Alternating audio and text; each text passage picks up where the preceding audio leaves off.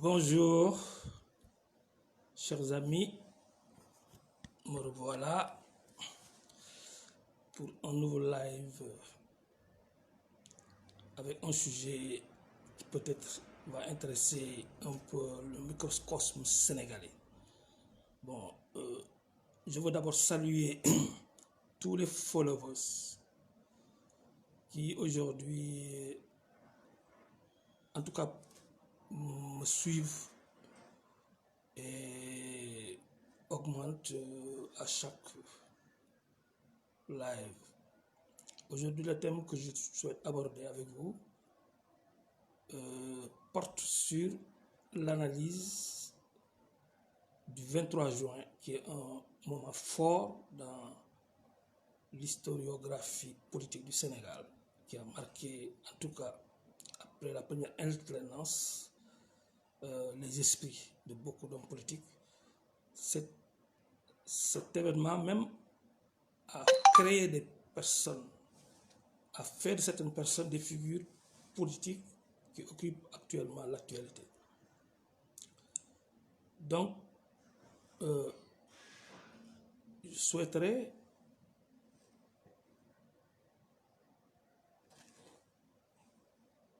je ne sais pas si je ne vois pas de...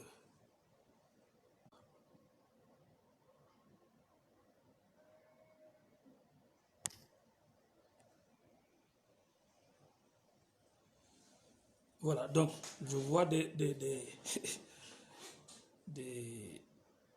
cœurs et des likes. Parce que je doutais un peu si on me suivait, si encore j'ai pas eu un problème de manipulation de mon appareil. Bon, je vois que notre ami Cheikh Sadi me fait coucou. Je lui fais coucou aussi. Et le remercie de nous suivre. Chers amis, donc, essayons d'analyser un événement. Parce que nous, panafricanistes, nous voulons analyser tout fait politique, tout fait social à partir du paradigme panafricain. Le paradigme panafricain est un schéma d'intelligibilité qui permet d'analyser et de donner du sens à des faits, à des événements. Et le 23 juin a été un moment fort. Mais il n'est qu'une porte d'entrée de lecture de tous les événements qui ont eu lieu après l'avènement de la première alternance et qui a débouché sur une crise politique qui a préparé, enfin, contribué au départ d'un panafricaniste, en l'occurrence le président Abdoulaye Wade. Bonjour Sadi, je vous salue. Si c'est Mme Djogob, je vous salue Mme Djogob. Merci de nous suivre. Écoute, vous pouvez poser des questions. Je vais essayer de répondre dans ce live-là. Je vais essayer de répondre à certaines questions. Donc, le M23 même a voulu s'institutionnaliser. Le 23 juin a été un moment que des hommes politiques ont essayé d'institutionnaliser en se créant comme un mouvement officiel dénommé, portant le titre de l'événement, c'est-à-dire le M23. Le M23 aujourd'hui est un mouvement qui aujourd'hui se donne une légitimité politique du fait de cet événement pour prétendre avoir joué un rôle historique dans l'évolution politique du Sénégal. Alors, examinons qu'est-ce qui s'est passé le 23 juin.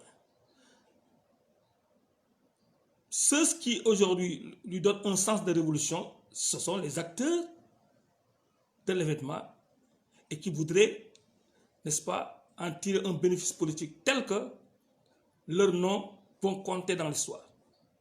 Mais il se trouve que cet événement-là ne peut pas avoir un caractère révolutionnaire, puisqu'il a été autorisé.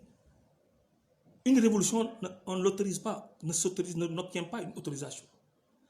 Or, le 23 juin était un moment fort, certes, n'est-ce pas, d'action, de mouvement de masse pour protester contre une proposition de loi qui devait passer à l'Assemblée nationale.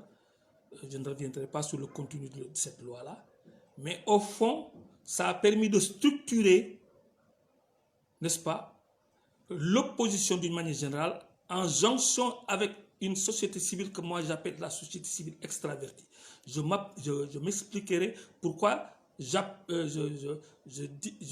parle de société civile extravertie. Parce que je la compare à la société civile endogène, qui ne prend pas ses origines et son parrainage à partir de puissances extérieures ou en tout cas à partir d'organisations extérieures, comme par exemple Human Rights Watch, Amnesty International, etc. et d'autres qui, même s'ils n'ont pas été initiés par des lobbies, je peux même dire de lobbies extérieurs, sont en relation de complicité et de partenariat avec des forces extérieures, comme le Forum civil et la RADDHO. Parce que toutes ces organisations de la société civile que j'appelle extraverties ont pour credo la défense des droits de l'homme, de la gouvernance et de la transparence. Trois types de notions qui, si on le regarde de très près, on se rend compte que c'est un courant d'idées et de pensée politique qui est né après les années 2000 et presque avant 2000, créé par ce qu'on appelle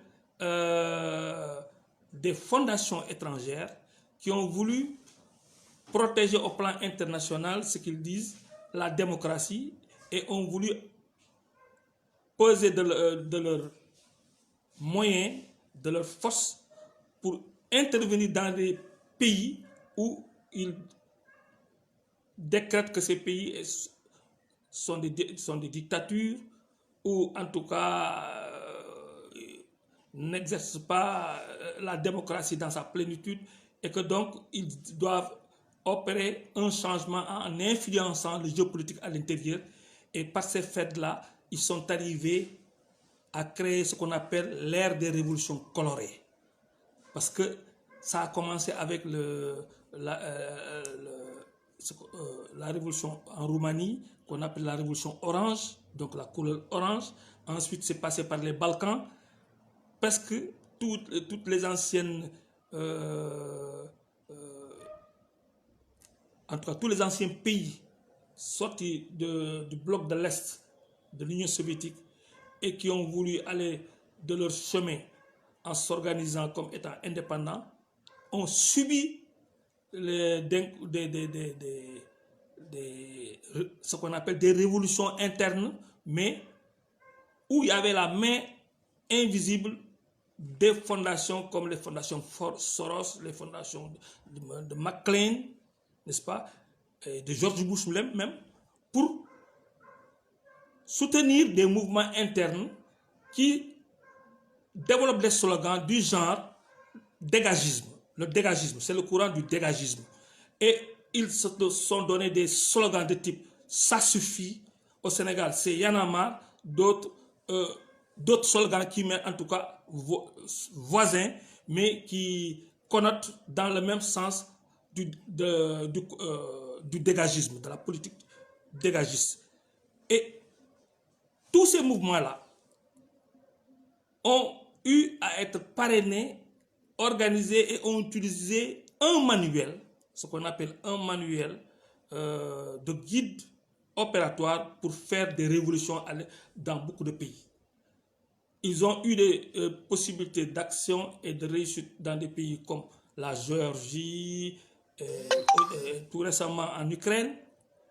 Et ce vent de révolution démocratique a eu à souffler au Maghreb pour faire partir des dictatures militaires comme celle de Ben Ali, etc. Mais quand ils sont arrivés en Libye, Kadhafi a essayé de résister, vous voyez ce qui est arrivé. En tout cas, ces mouvements travaille à donner un prétexte à l'intervention étrangère pour que la démocratie, selon la vision, n'est-ce pas, de ces lobbies impérialistes, qu'on appelle l'impérialisme de la vertu civique, n'est-ce pas? Parce que le concept n'est pas de moi, mais de deux grands journalistes qui ont analysé le phénomène. Je l'ai ici dans mon livre, je l'ai mis en annexe de mon livre là, où ils ont eu à analyser ce qu'ils appellent l'ère de l'intervention de l'impérialisme qui prend le masque de la vertu civique pour vendre l'angélisme civique dans les pays où il faut imposer la démocratie, les droits de l'homme et la bonne gouvernance.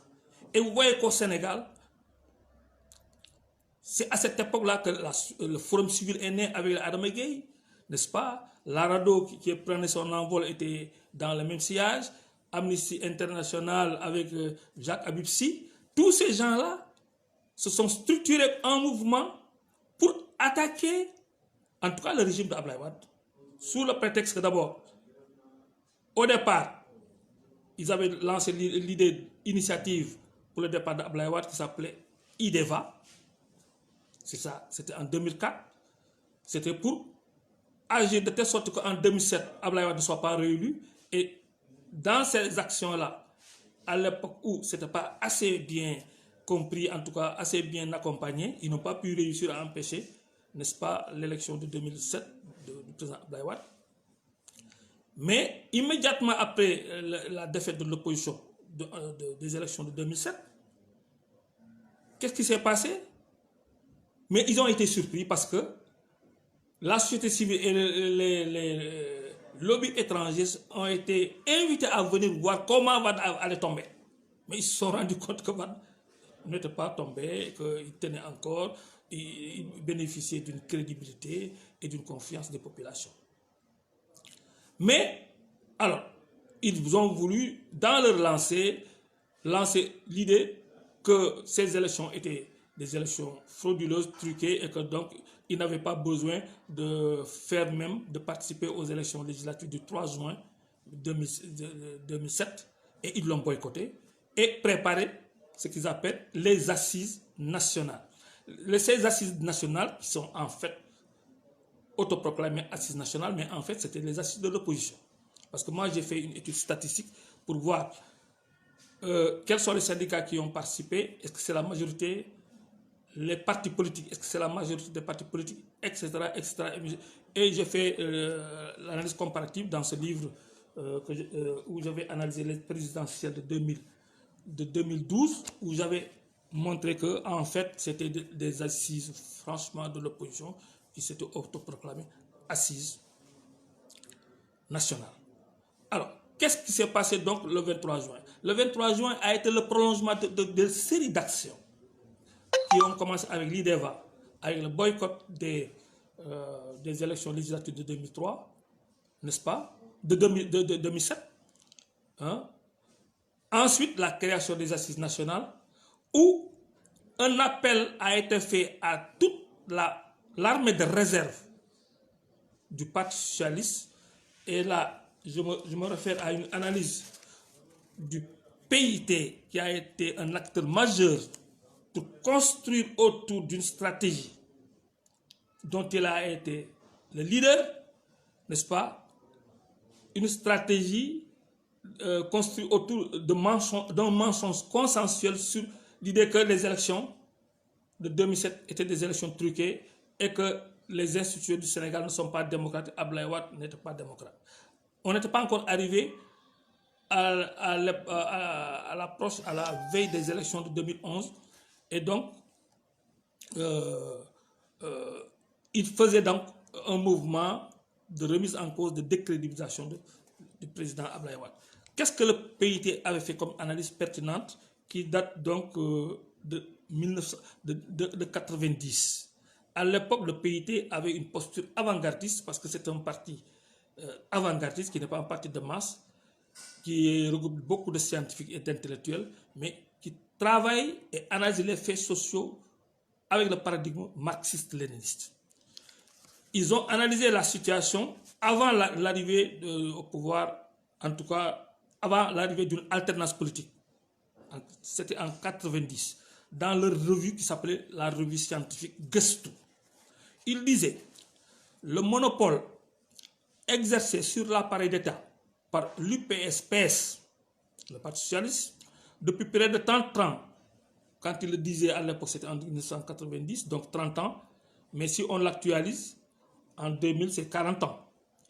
Donc, à la date, le monopole exercé par l'appareil d'État depuis plus de 40 ans a permis à ce parti UPS-PS de tisser de multiples liens visibles et invisibles constituant mieux que ces structures de parti des relais efficaces pour son action.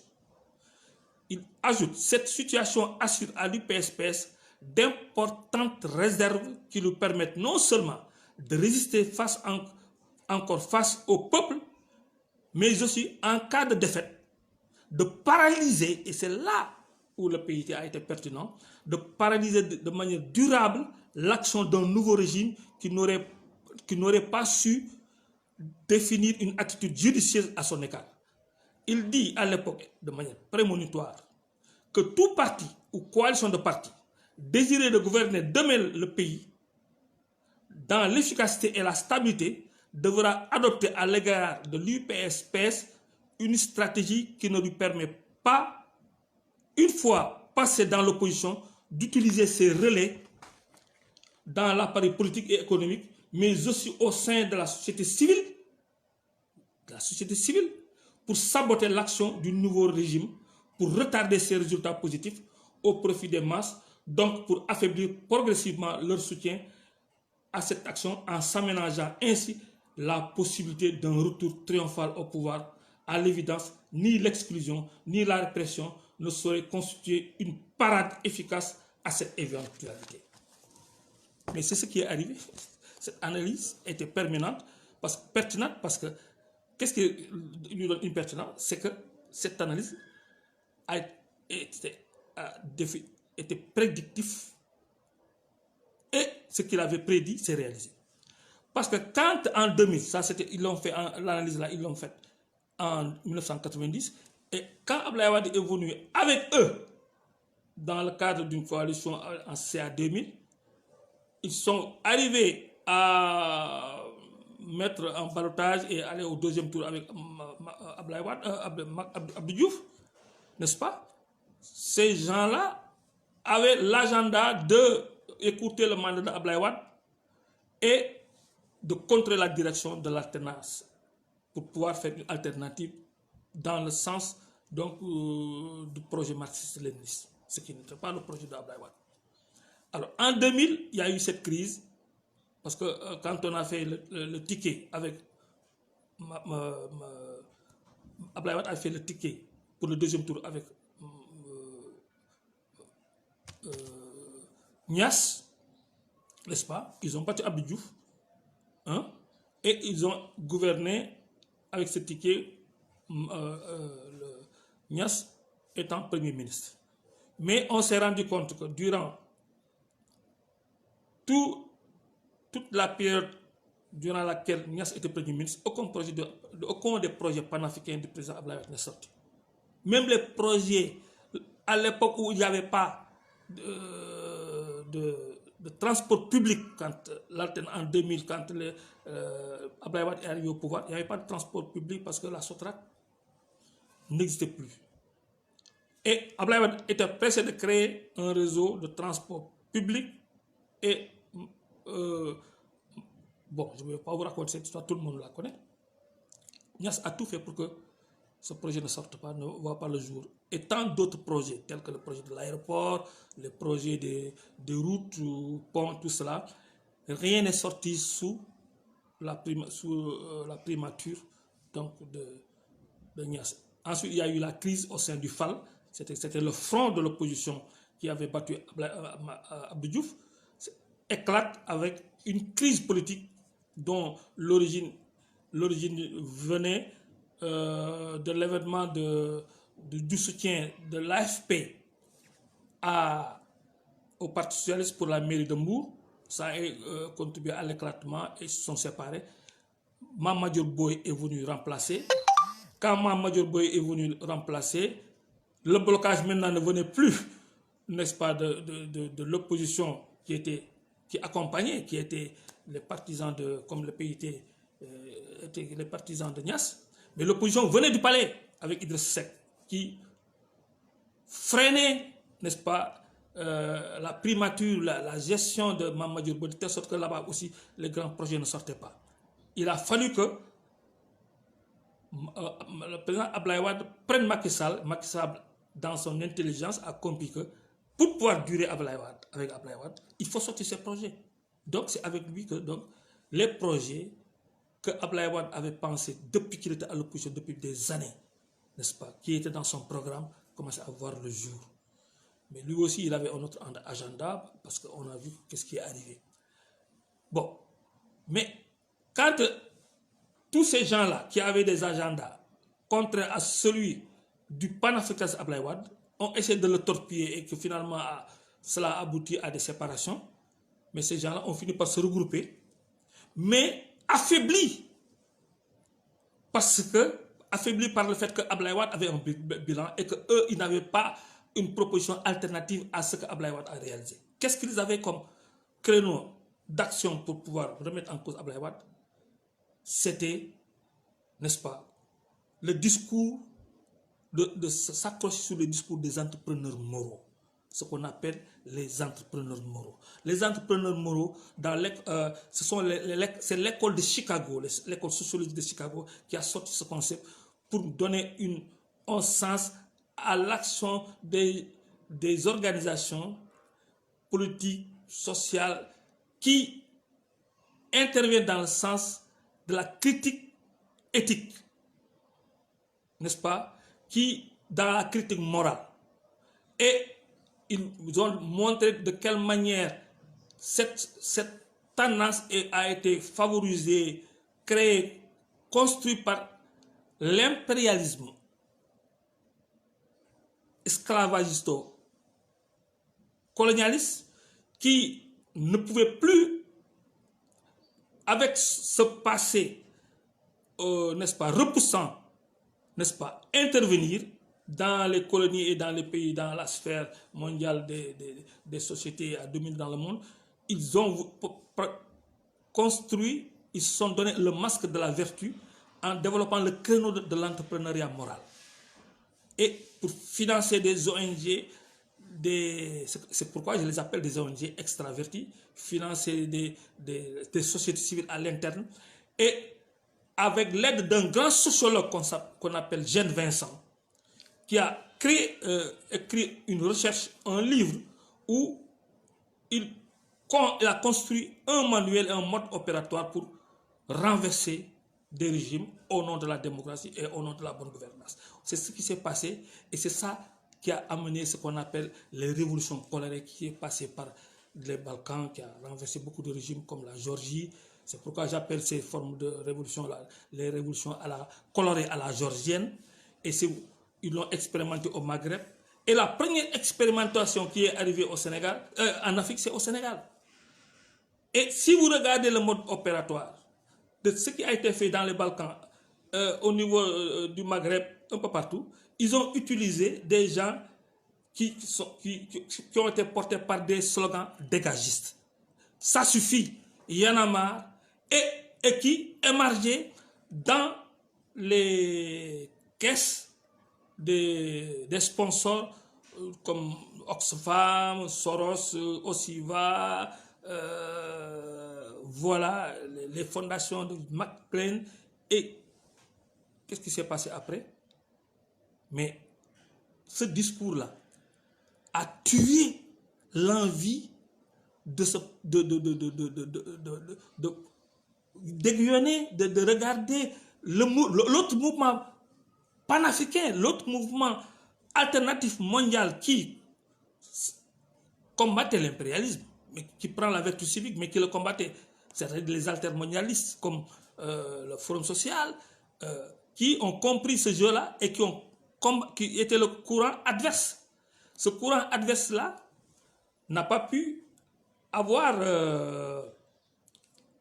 un terrain, une porte d'entrée dans ce pays-là, mais c'est les courants dégagistes, n'est-ce pas, qui ont obtenu des financements. Si vous voyez, par exemple, le financement des assises nationales, c'était Lamine Diack. Niasse a donné 35 millions, Lamine Diack 10 millions et autres. Et toute la crème de l'armée de réserve dont parlait le PIT était venue adhérer aux assises nationales. C'est Ibrahim Fall, les anciens du Parti socialiste, qui étaient aux Nations Unies. Parce que qu'est-ce qui s'est passé? Le Parti socialiste, qui a géré le pays pendant 40 ans, en ayant un parti-État qui, à une bonne période, n'avait pas de parti concurrent parce qu'ils avaient éliminé l'existence légale des autres partis. Qu'est-ce qui s'est passé? Mais ils ont eu à créer des carrières au niveau international, placer leurs hommes partout dans les institutions internationales, n'est-ce pas? Et au niveau social, ils ont enrichi des familles qui leur sont redevables de beaucoup. Et c'est ça que le PIT avait appelé à l'époque l'armée de réserve du Parti socialiste, qui demain, même si le Parti socialiste perd le pouvoir, pourrait servir comme moyen d'action de paralysie pour n'importe quel autre pouvoir qui prendrait le pouvoir et qui voudrait exercer une alternative. Et c'est cette situation qu'a rencontré le PDS avec ses alliés, par le système de blocage, pour qu'aucun projet de Abdoulaye Wade ne sorte. Et finalement, quand ces projets sont sortis, maintenant ils se disent que l'angle d'attaque, ce n'est plus le bilan d'Abdoulaye Wade, parce que c'est inattaquable. Il faut l'attaquer sur la dimension crypto-personnelle et sur la dimension morale. Et quand ils ont enfourché ce chemin de la critique crypto-personnelle et sur la critique morale, mais ce n'est pas leur créneau conceptuel, ce n'est pas leur créneau de prédilection, c'est le créneau des entrepreneurs moraux, les ONG. Parce que eux, ils développent la tromperie politique la plus pernicieuse et vicieuse, indétectable, qui consiste à, lorsque vous énoncez tout simplement que vous combattez pour la vertu et les valeurs, vous combattez pour la gouvernance, c'est que d'un coup, à partir de cette énonciation, vous vous attribuez la posture de personnes honnêtes, de personnes aux mains propres, des gens qui ont de la valeur, et que c'est les autres qui n'ont pas de valeur, qui n'ont pas les mains propres, et complètement la césure est créée simplement par un jeu intellectuel, un jeu stratégique de manipulation des perceptions. Et c'est ce qui s'est passé. Et on s'est rendu compte que beaucoup même d'hommes de parti ont eu à faire leur conversion dans la société civile, pour se dire qu'ils sont dans la société civile, ils ne sont pas des hommes politiques, ils ne sont pas des politiciens. Vous voyez cette subterfuge, cette malice qui a eu à piéger l'opinion sénégalaise et qui fait qu'à l'époque, soutenue sur le plan international, avec une presse que j'appelle une presse affairiste, parce que qu'est-ce qui s'est passé? Beaucoup d'hommes politiques ont créé des organes de presse à l'époque, sous Wade. Baratal a créé avec son organe de presse, n'est-ce pas? Youssou Ndour, etc. Des hommes politiques. Et maintenant, jusqu'à maintenant, pour en faire des moyens de pression et de contribution. Voilà donc, nous, en tant que panafricanistes, il faut aller au-delà, n'est-ce pas, des aspects de querelle interne dans le microcosme de l'enclos néocolonial. Il faut aller pour lire les faits dans une approche historique, dans une analyse de l'environnement, pour voir comment l'environnement a impacté sur tous ces événements, de telle sorte que nous avons subi une ingérence dissimulée, qui n'a pas été assez attendue et visible, de telle sorte que lorsqu'elle a bien joué, c'était trop tard, n'est-ce pas? On a fait basculer le pays, n'est-ce pas, pour faire partir un panafricain avec des slogans appropriés qu'on connaît pour les entrepreneurs moraux, Mais c'était les entrepreneurs politiques associés aux entrepreneurs moraux et une presse, n'est-ce pas, affairiste, et des syndicats aussi, il faut le jouer, il faut le dire, des syndicats aussi affairistes, parce que mettant uniquement l'accent sur le corporatisme et non sur la défense des intérêts nationaux, des biens communs, mais simplement de corporations pour agir et mettre en difficulté, n'est-ce pas, le régime de l'alternance qui avait à sa tête un panafricanisme. C'était le cas de l'UNACOIS, qui a sciemment augmenté, dans une intelligence concertée avec l'opposition, n'est-ce pas, a augmenté le prix du riz pour créer le mécontentement populaire et favoriser l'action insurrectionnelle des entrepreneurs mollo.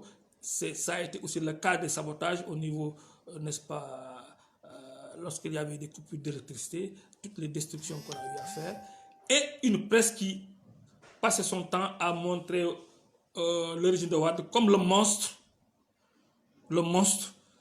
et depuis qu'il a quitté le pouvoir, on n'a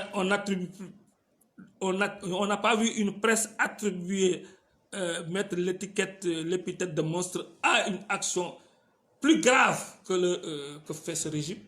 C'est ça qui donne au moins une idée du parti pris qu'une presse affairiste a eu à jouer pour faire ce qu'on appelle, ce que moi j'appelle un coup d'état civil, qui a eu à utiliser 3 moments forts. Le moment fort de la constitution des assises nationales, le moment fort du M23 qui était autorisé, mais qui a été utilisé comme une forme insurrectionnelle, n'est-ce pas? Le moment fort de la critique du mandat, n'est-ce pas? Hein? Alors que c'est au nom de la démocratie et des droits qu'ils ont mené ces actions, ou bien que constitutionnellement,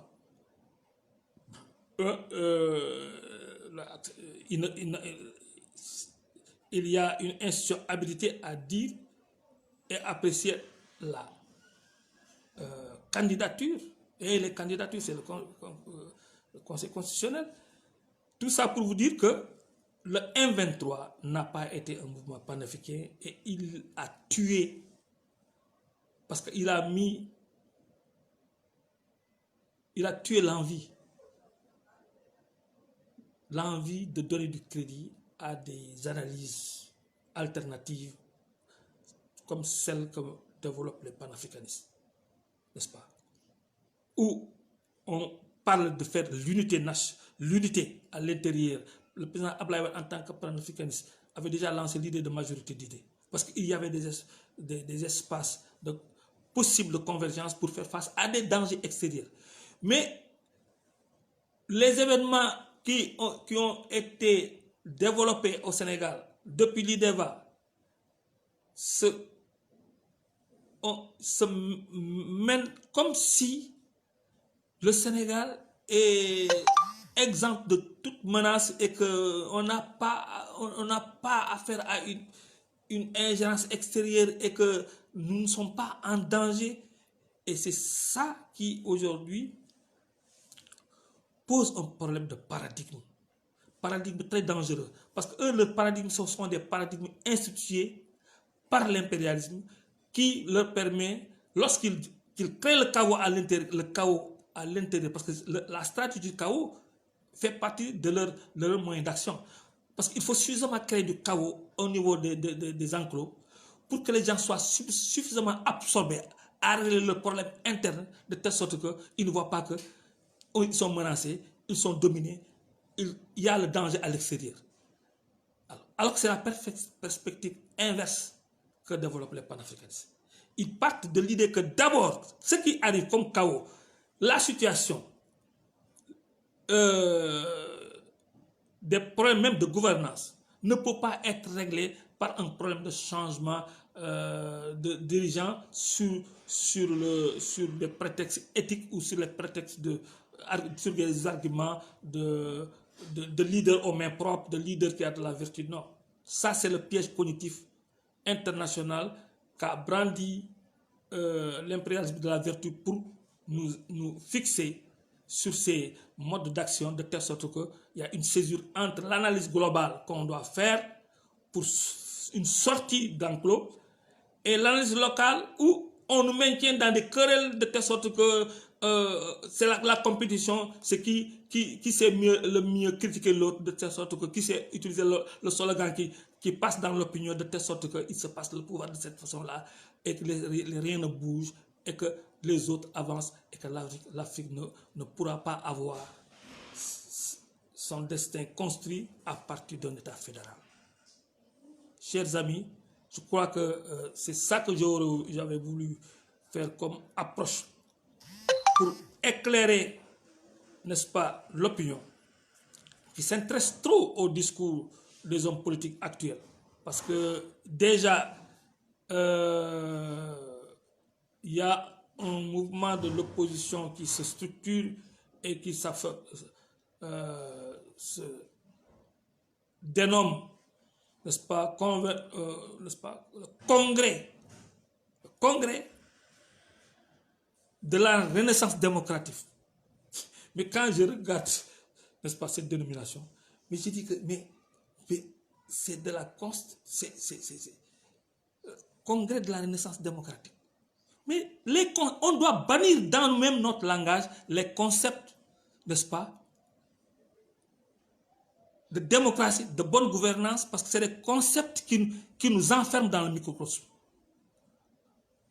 Même si ces notions-là sont des notions de valeur qui nous permettent d'arbitrer nos différends à l'intérieur des enclos, mais on ne doit pas ramener notre situation et notre avenir à cette question uniquement.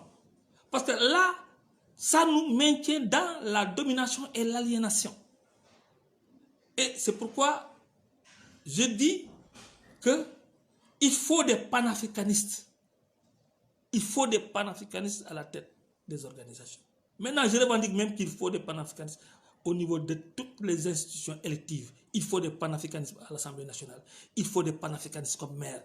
Il faut des panafricanistes comme président de la République. Parce qu'on a eu des panafricanistes présidents, mais si les assemblées, on met des gens qui ont été formatés par des entrepreneurs politiques qui fonctionnent comme dans un rapport de client, n'est-ce pas, de client et parrain, et de telle sorte qu'ils attendent de leurs dirigeants qu'ils accèdent à des ressources pour les entretenir. Ce type de rapport d'entrepreneuriat politique, n'est-ce pas, nous maintient dans les enclos. Parce que c'est une situation qui est en cohérence avec le système de domination mondiale de l'impérialisme, qui aujourd'hui prend la vertu civique comme masque pour pouvoir jouer les arbitres dans nos conflits démocratiques. Parce que, pourquoi je récuse ces concepts? Parce que maintenant, c'est des portes d'entrée de l'impérialisme pour jouer le beau rôle d'arbitre de nos conflits. Pour dire que celui-là est démocrate, l'autre n'est pas démocrate. Donc nous nous battons pour la démocratie, nous nous battons pour des États démocratiques et pour la bonne gouvernance. Mais on a détruit l'Irak au nom de la démocratie. On a ravalé ce pays-là dans une situation du Moyen-Âge, alors que c'était le pays arabe le plus développé du point de vue scientifique et économique. La Libye, qui avait réglé toutes les questions sociales, de progrès social pour sa population, est ravalée à une situation de pays terroriste, qui a tout perdu. Vous comprenez? C'est comme ça qu'on a fait de Haïti, qui a été la première république noire du monde, qui a battu la plus grande armée du monde à l'époque, l'armée napoléonienne, mais ils l'ont encerclée, ils ont imposé de payer de rembourser, n'est-ce pas, la libération des esclaves qui ont pris leur liberté pour créer leur république. Et avec cet embargo-là, les Haïtiens étaient obligés de payer ça. Ils ont presque épuisé toute leur économie et sont redevenus pauvres. Alors que Haïti, après la révolution, est des pays comme n'est-ce pas,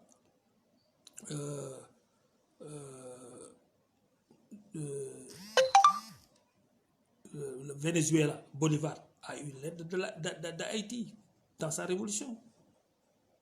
Mais on a encerclé Haïti avec l'aide de l'Amérique, parce que l'Amérique ne voulait pas que cette expérience et cette réussite de l'État créé par des esclaves, anciens esclaves, dans les Caraïbes, n'influence les Noirs en Amérique et les Noirs qui sont dans les Caraïbes. Donc, chers amis, il était important, n'est-ce pas, d'analyser le mouvement du 23 juin qui aujourd'hui permet à certaines personnes de se faire un nom et d'être des figures crédibles sur l'échiquier politique. Alors que c'est la plus grande escroquerie politique que le Sénégal a connue. Parce que quand vous avez le Premier ministre, comment il s'appelle, Fabius, qui vient au Sénégal et va rendre visite à Y'en a marre. Mais qu'est-ce que Y'en a marre a représenté, a fait pour ce pays-là, pour obtenir que la France lui accorde cette importance? Parce que ces gens-là étaient des éléments du mode appliqué, qui ont appliqué le manuel de Jean Vincent, ce sociologue-là qui a inventé comment renverser des régimes pour imposer la démocratie, par des stratégies qui utilisent la vertu civique et des mouvements dégagistes soutenus par une presse affairiste et une société civile extravertie. Voilà, le jeu était devenu clair quand Fabius est venu ici. Il faut qu'on se réveille. Ces gens-là, aujourd'hui encore, on leur donne du crédit alors qu'ils ont participé à un coup d'état civil qui a permis au régime actuel d'avoir surfé sur ça pour se mettre au pouvoir. En 2011, ils ont organisé la critique citoyenne. Ils ont utilisé cette critique citoyenne-là, cette critique pour la République, une critique pour la bonne gouvernance, comme credo qui leur permettent de renverser un régime avec, en se donnant bonne conscience d'être financé de l'extérieur, d'être financé même avec de l'argent sale, comme dans le cas du président de l'IAF. Donc, nous, les panafricanistes, nous avons le devoir d'analyser tout fait politique, tout événement politique, à partir du paradigme panafricain. Parce que seul le paradigme panafricain permet d'intégrer des variables historiques, des variables environnementales, hein, des variables de pouvoir. Alors que dans le discours, n'est-ce pas, de la société civile, ces variables sont absentes. C'est pourquoi ils ne font pas d'analyse scientifique. Ils font des analyses de manipulation de perception et de contrôle de conscience, mais qui sert, n'est-ce pas, la reproduction du système et qui permet à l'impérialisme de toujours maintenir les Africains dans les emplois néocoloniaux. Chers amis, donc je n'ai pas vu de questions. Je pense que beaucoup de gens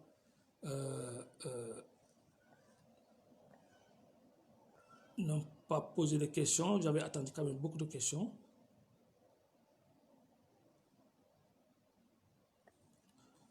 Voilà. Donc, la société civile extravertie, il faut la différencier de la société civile endogène. Vous croyez que les Dara ne sont pas de la société civile? Oui, ils sont de la société civile. Mais qui n'émergent pas dans les caisses des bailleurs, des bailleurs comme les fondations de ces représentants, n'est-ce pas, des grands lobbies multinationales qui veulent contrôler le monde en intervenant avec une main invisible dans le fonctionnement des États. On peut le constater un peu partout. Au Venezuela, c'est la même chose, n'est-ce pas? Hein? Avec Trump, qu'est-ce qu'il n'a pas fait pour que Maduro perde le pouvoir? Mais il y en a, quand ils sont confrontés à ces situations-là, développent de l'intelligence parce qu'ils ont un paradigme panafricain, ou en tout cas un paradigme similaire ou voisin au panafricanisme, parce que qui intégrant donc ce que j'appelle les variables historiques, les variables de pouvoir, les variables donc historiques. Evo Morales, vous comprenez, il a quitté le pouvoir parce qu'il savait que s'il restait, on allait faire comme en la Libye, le détruire de telle sorte que tout ce qu'il avait comme bilan réalisé pour son pays allait être perdu. Il a compris le jeu, il est parti, même après avoir gagné ces élections, il est parti, sachant que les esprits vont changer et que l'effet émotionnel qui a été créé par, n'est-ce pas, la manipulation de la société civile et des agents infiltrés dans beaucoup d'ONG, dans la presse, qui ont chauffé les esprits, manipulé les masses, avait créé une situation où Trump pouvait tirer un prétexte d'intervention et détruire. C'est ce que Kadhafi devait éviter. Mais il n'a pas eu cette intelligence parce que c'était dans un appel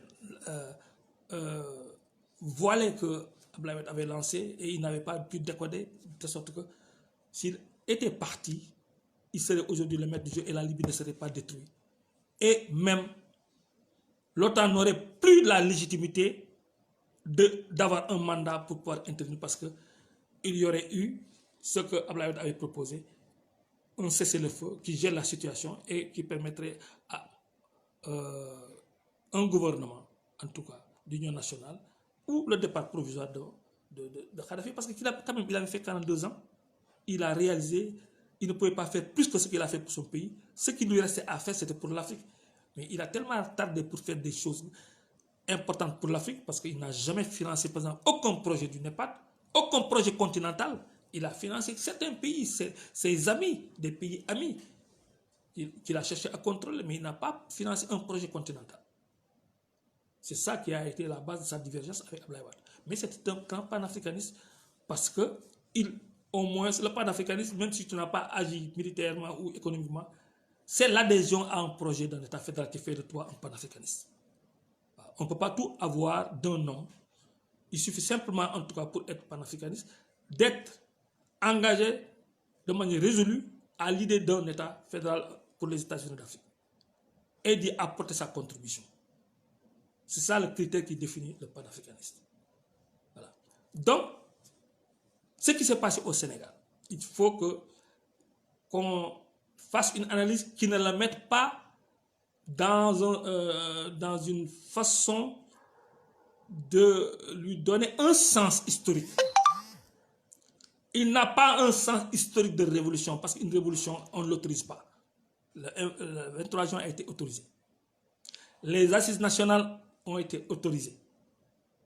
Mais on a vu que ça a regroupé toute l'armée de réserve. Ce n'est pas moi qui le dis, c'est le PIT.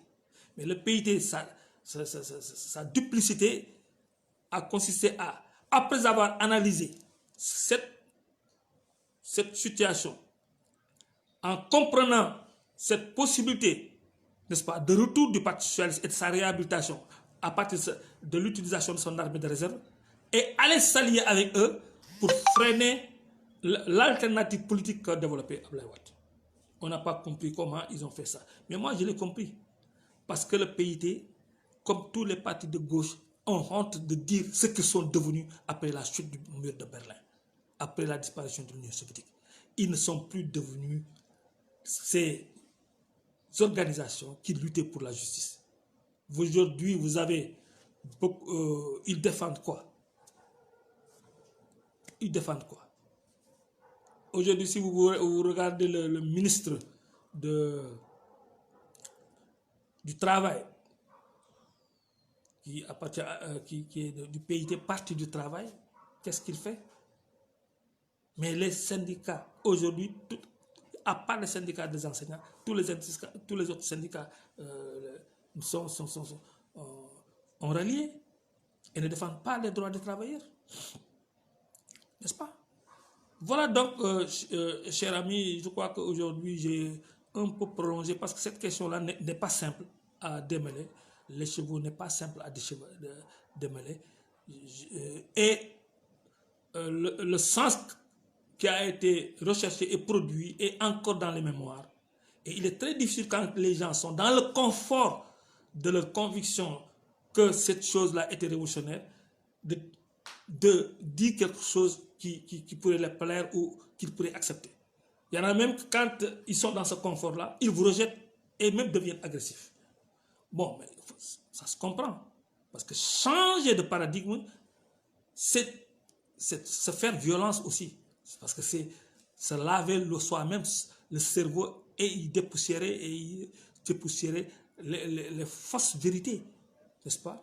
Les perceptions manipulées et les fausses histoires pour prendre la vérité des faits et leurs causes. Un phénomène, un fait, on doit l'analyser à partir des... Comme un phénomène résultat, comme le président Abdoulaye l'a dit dans son livre. Un fait, c'est un phénomène résultat. Il est le produit de tout un processus, de toute une construction. Donc, on ne doit pas l'analyser comme ça de manière superficielle et de manière assez simple. Il faut aller interroger beaucoup de variables pertinentes pour pouvoir avoir une bonne maîtrise de tous les facteurs qui ont contribué à réaliser ce fait social ou ce fait politique. Voilà, c'est sur cette question-là, donc, chers amis, que donc, je prends congé de vous et vous donne rendez-vous au prochain live. Merci.